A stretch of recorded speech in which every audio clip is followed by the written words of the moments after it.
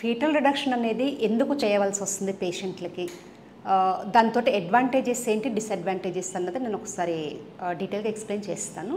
Foetal రిడక్షన్నే మనము selective reduction అని కూడా అంటారు. ఇదేంటంటే మెడికల్ ప్రొసీజర్. ఇది ఫీటల్ రిడక్షన్ అన్న ప్రొసీజర్ 10 నుంచి 14 వీక్స్ మధ్యలో అడ్వైస్ చేస్తాము. దీంట్లో ఏమవుతుందంటే ఫీటల్స్లో అంటే మనకి ట్విన్స్ కానీ లేదంటే ట్రిప్లెట్స్ కానీ లేదంటే ఒక్కొక్కసారి ట్రిప్లెట్స్ కంటే క్వాడ్రుప్లెట్స్ కూడా ఒక్కొక్కసారి ఉండే అవకాశాలు ఉంటాయి. ఉన్నప్పుడు ఏమవుతుందంటే ఈ క్వాడ్రుప్లెట్స్ కానీ లేదంటే ట్రిప్లెట్స్ ఉన్నప్పుడు మదర్ హెల్త్ అన్నది ఒక్కొక్కసారి డిటోరియేట్ అవుతుంది. అంటే కొన్ని కండిషన్స్లో అంటే మనకి హార్ట్ ప్రాబ్లం ఏమన్నా ఉన్న పేషెంట్కి, లేదంటే ఇట్రస్ ఏమన్నా అబ్నార్మాలిటీస్ ఏమన్నా ఉన్నా, లేదంటే కంజనైటల్ హార్ట్ డిసీజెస్ అట్లా ఏమన్నా ఉన్నప్పుడు ఏమవుతుందంటే మనకి సింగిల్ టర్న్ ప్రెగ్నెన్సీ కంటే ట్రిప్లెట్స్ కానీ క్వాడ్రుప్లెట్స్ ఉన్నప్పుడు మదర్ హెల్త్ అనేది కోఆపరేట్ చేయదు. కాబట్టి ఆ టైంలో మనము ఫీటల్ రిడక్షన్ అనేది అడ్వైస్ చేస్తాము. ఈ ఫీటల్ రిడక్షన్ అనేది మల్టీ ఫీటల్ జెస్టేషన్స్ అన్నప్పుడు ట్రిప్లెట్స్ కానీ క్వాడ్రుప్లెట్స్ అంతకంటే ఎక్కువగా ఉన్నప్పుడు మనకి టోటల్గా ఏంటంటే హెల్తీ మదర్ ఉండాలి, దాంతోపాటు డెలివరీ అయిన తర్వాత ఫీటస్ కూడా హెల్తీగా ఉండాలి. అది మెయిన్ మోటో మనది. అంటే మనకి ఈ రిడక్షన్ అనేది ఎవరికి చేస్తాము, ఎందుకు చేస్తాము, ఎలా చేస్తాము అనేది ఒకసారి నేను చెప్తాను. అంటే ఫీటల్ రిడక్షన్ అన్నప్పుడు ఏం చేస్తామంటే స్కానింగ్ గైడెన్స్ తోటి మన కేసీఎల్ అనే ఇంజెక్షన్ది లోడ్ చేసుకొని డైరెక్ట్గా ఏదైతే బేబీ మనకు వద్దనుకుంటున్నామో, లేదంటే కంజనైటల్ అబ్నార్మాలిటీస్ ఏమన్నా బేబీస్ ఉన్నాయి, ఒక బేబీ బాగానే ఉంది, రెండో బేబీ సరిగా బాగాలేనప్పుడు, హెల్త్ అబ్నార్మాలిటీస్ ఏమైనా ఉన్నప్పుడు మనము ఈ ఫీటల్ రిడక్షన్ అనేది చేస్తాము. చేసినప్పుడు ఏంటంటే కేసీఎల్ ఇంజెక్షన్ అనేది అల్ట్రాసౌండ్ గైడెన్స్ తోటి డైరెక్ట్గా బేబీ హార్ట్ లోపలికి ఇంజెక్ట్ చేస్తాము. అయినప్పుడు కొంచెంసేపటికి ఏమవుతుందంటే బేబీ హార్ట్ బీట్ అనేది ఆగిపోతుంది.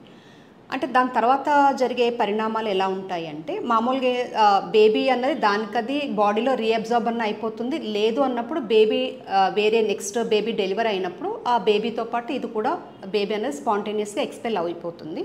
ఒక్కొక్కసారి అంటే 5 to 10% వరకు అన్ని బేబీస్ అబార్షన్ అయ్యే అవకాశాలు కూడా ఉంటాయి.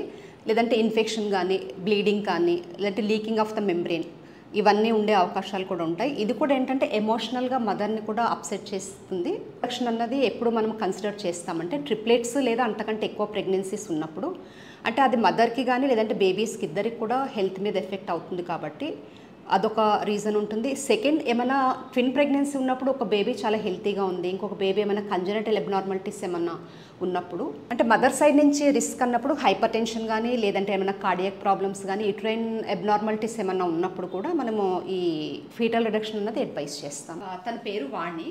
తనకి ఏంటంటే ఫస్ట్ ప్రెగ్నెన్సీ అంటే మ్యారేజ్ అయ్యి 3.5 years అవుతుంది. ఫస్ట్ ప్రెగ్నెన్సీ వచ్చినప్పుడు ఏంటంటే 6 months తర్వాత స్కానింగ్లో వాళ్ళు లేట్గా డయాగ్నోసిస్ చేశారు. బేబీ మొత్తం అబ్నార్మాలిటీ ఉంది, సింగిల్ అంబిలికల్ ఆర్టరీ, దాంతోపాటు ఓంఫోలోసీల్ ప్లస్ మైక్రోకెఫెలి అని చెప్పి ఉంది. అయ్యేటప్పటికి వాళ్ళు టర్మినేట్ చేశారు. చేసిన తర్వాత మళ్ళీ ఒక 1 year తర్వాత మళ్ళీ తను కన్సీవ్ అయింది వాణి. చేసినప్పుడు ఏంటంటే తనకి 3 months వరకు బేబీ బాగానే ఉంది, కానీ 3 months తర్వాత ఏంటంటే సడన్గా హార్ట్ బీట్ ఆగిపోయిందని చెప్పేసి టర్మినేట్ చేశారు. అది కూడా అయిన తర్వాత నా దగ్గరికి వచ్చారు వాళ్ళు. వచ్చిన తర్వాత మొత్తం అన్ని ఇన్వెస్టిగేషన్స్, క్రోమోజోమల్ స్టడీ ఒకటి, టార్చ్ ప్రొఫైల్ ఒకటి, అంటే బోత్ పార్ట్నర్స్ క్రోమోజోమల్ స్టడీ చేయించాము. దాంతో టార్చ్ ప్రొఫైల్, ఏఎన్ఏ ప్రొఫైల్ అన్నీ చేయించాము. అన్నీ నార్మల్గానే ఉన్నాయి.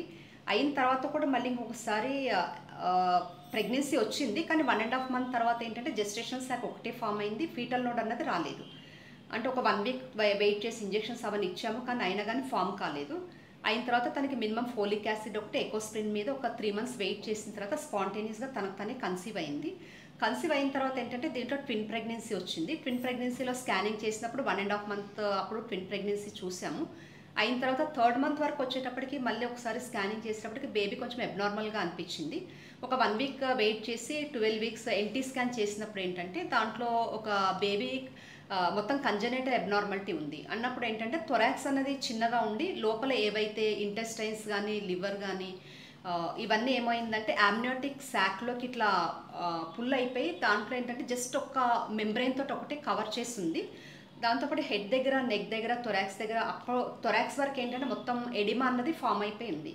దానికని చెప్పి తనకి అవన్నీ ఎక్స్ప్లెయిన్ చేసిన తర్వాత వాళ్ళకి ఫీటల్ రిడక్షన్స్కి వాళ్ళు విల్లింగ్ ఉన్నారు. ఫీటల్ రిడక్షన్ అన్నప్పుడు కూడా వాళ్ళకి ఏమేమి అవుతాయో కాంప్లికేషన్స్ అవన్నీ కూడా ఎక్స్ప్లెయిన్ చేశాను. దాంట్లో మెయిన్ ఏంటంటే ఒక్కొక్కసారి ఎప్పుడైతే రిడక్షన్ చేసినప్పుడు ఈ బేబీతో పాటు ఆ బేబీ కూడా అబార్షన్ అయ్యే ఛాన్సెస్ ఎక్కువ ఉంటాయి. లేదంటే బ్లీడింగ్ అయ్యే అవకాశాలు ఎక్కువ ఉంటాయి, లేదంటే పీవీ లీక్ అంటే మెంబ్రెయిన్ రప్చర్ అయ్యే అవకాశాలు కూడా ఎక్కువ ఉంటాయి. ఇవన్నీ ఎక్స్ప్లెయిన్ చేసాం వాళ్ళకి. చేసిన తర్వాత వాళ్ళ బిల్లింగ్ ఉన్న తర్వాత 2 days బ్యాక్ తనకి ఫీటల్ రిడక్షన్ అనేది చేసాము అల్ట్రాసౌండ్ గైడెన్స్ తోటి. ఏదైతే బేబీ అబ్నార్మాలిటీ ఉందో కేసీఎల్ ఇంజెక్షన్ అనేది డైరెక్ట్గా బేబీ హార్ట్ ఏదైతే బేబీ అబ్నార్మల్ ఉందో ఆ బేబీలోకి కేసీఎల్ ఇంజెక్షన్ అనేది ఇంజెక్ట్ చేసాము. అయిన తర్వాత నిన్న స్కానింగ్ చేస్తే ఆల్మోస్ట్ బేబీ ఏదైతే అబ్నార్మల్ బేబీ ఉందో దాని హార్ట్ బీట్ అయితే ఆగిపోయింది. సెకండ్ బేబీ చాలా హెల్తీగా ఉంది, అది కంటిన్యూ చేస్తుంది. యూజువల్గా ఏంటంటే ఫీటల్ రిడక్షన్ చేసిన తర్వాత 1 day అబ్జర్వేషన్లో ఉంచుతాము. అంటే పేషెంట్కి ఇన్ఫెక్షన్ లేకుండా సెకండ్ బేబీకి, లేదు అంటే మనకి ఏమన్నా బ్లీడింగ్ ఏమన్నా అవుతుందా, లేదంటే ఏమన్నా లీక్ అవుతుందా, ఇవన్నీ అబ్జర్వ్ చేయడానికి ఉంచాము. ఇప్పుడు స్కానింగ్ కూడా చేస్తాను తనకి, ఒకసారి మీకు చూపిస్తాను ఎట్లా ఉంది.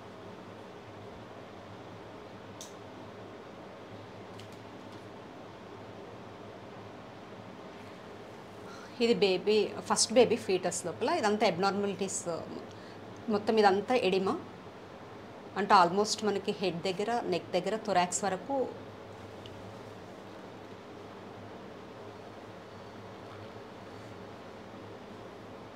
ఇదంతా ఫామ్ అయింది ఎడిమా ఇదంతా.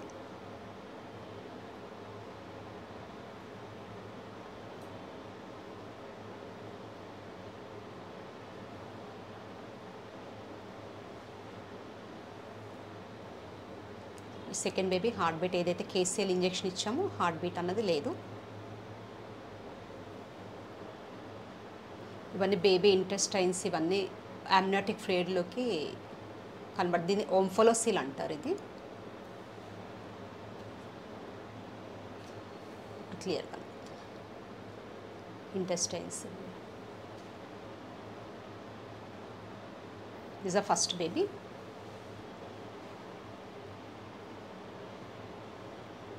సెకండ్ బేబీ హెల్తీగా ఉంది. దాంతోపాటు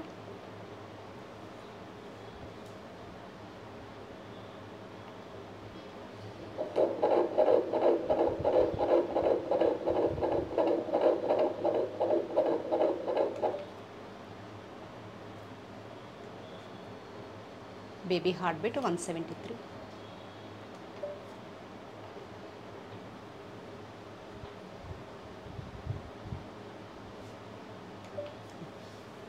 ఈ first baby second baby this amniotic membrane అంటారు. ఇది అంటే డైకోరియానిక్ డైఅమ్నియోటిక్ అంటే 2 sacs లోపల 2 babies ఉన్నాయి.